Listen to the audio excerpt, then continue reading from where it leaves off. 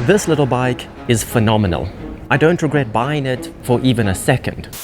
Okay, maybe just for a second when the throttle cable snapped, and when the clutch cable snapped, and the time it randomly wouldn't start. And there was that time when it didn't have any gear oil. Other than that, I don't regret buying it at all. But I'm worried that if I keep it, it's going to go to waste.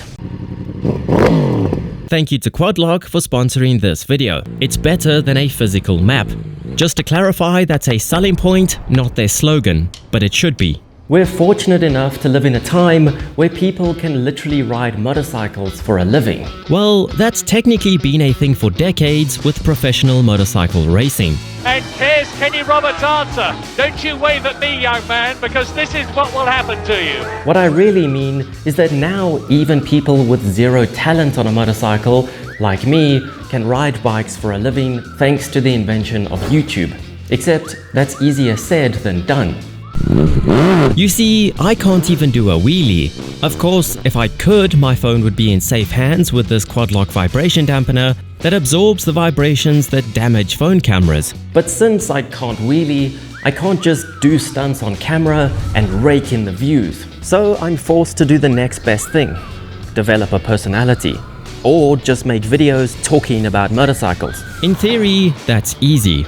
As long as you have a motorcycle, you're sorted. But eventually, you run out of things to say about a bike.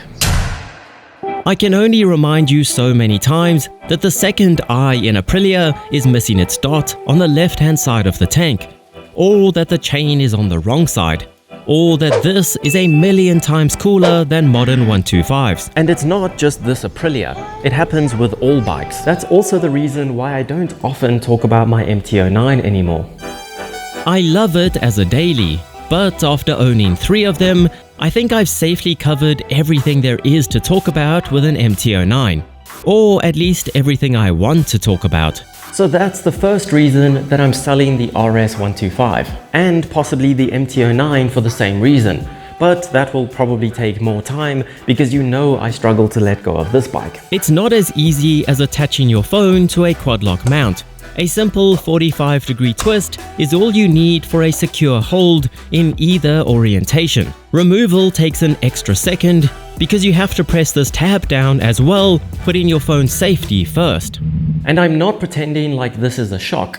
You guys know the drill by now. Buy bike, make videos about bike, sell bike to get next bike. But this one was different. You see, I always go through the same cycle when I buy bikes for the channel. Let's take the Harley-Davidson Street Rod 750 that I bought last year for example. First, I expect to hate it. Then, after an hour of riding it, I fall in love with it and consider selling my MT-09. Because this is the bike I've been searching for my entire life, and now I'm going to be nothing but a cruiser rider. About a week later, I begin to miss riding my MT-09 and start to only ride the Harley when I need to film with it. And by the end of filming a video with it, I absolutely hate it and never want to ride it again. Which is actually a good thing, because that makes it easier to sell. It was the same story with the Harley, the KLR 650, and even the Supermoto to some extent. Although a lot less with the Supermoto, because just look at it. However, the RS has been the opposite. The more I ride it, the more I like it. The more I learn about it, the better it gets.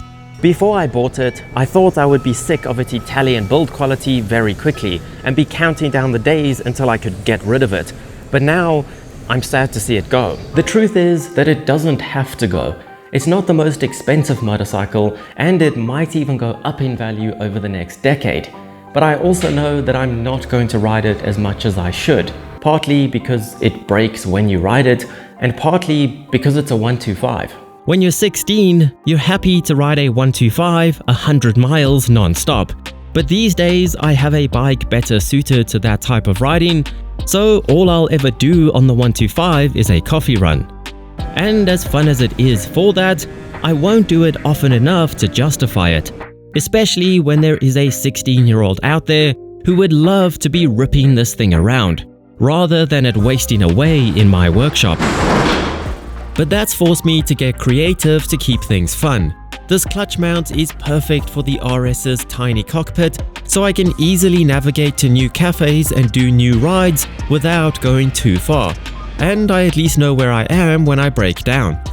They do, however, offer a mount to suit every bike, from handlebar mounts all the way to fork stem mounts. So that leaves me with just 3 options. 1. It sits in my workshop taking up space and doesn't get ridden often enough. 2. I put it in my office as a decoration. This is probably the most tempting option because this way I can't break it, because I can't ride it, and I've always wanted a bike in the house as a decoration, but it would be a severe waste of a bike. And finally, I can sell it and buy the next bike, and I think that is the most practical option, even though I hate being practical. But don't be surprised if you still see it in the background of videos for the next decade, because I'm 80% sure that it's going to be difficult to sell. It's a very niche motorcycle and it demands the right type of buyer.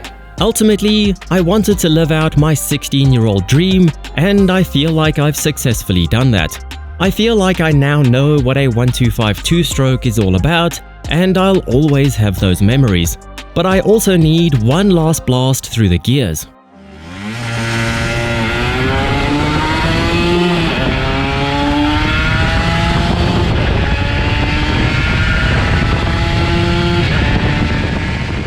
I know that I'll probably regret selling this bike very quickly, but there are still so many other bikes that I still want to experience. So I might not miss topping up that two-stroke oil, but I am going to miss being blinded by the smoke when I do a cold start. I'm going to miss being able to smell which way it went, and surprisingly, I'm even going to miss guessing whether the temperature gauge is going to work today or not. We had so many cute couple games like that. So I guess it's time to remove my quad lock mount, because that's the beauty of this system. The mounts will last years because you can transfer them between bikes and use them with a new phone. All you'll need is a new phone case, which you were probably going to get anyway. But anyway, let me know which bike I should get next, and follow the link in the description if you have an uncontrollable urge to check out Quad Lock Store, and I'll see you on the next ride.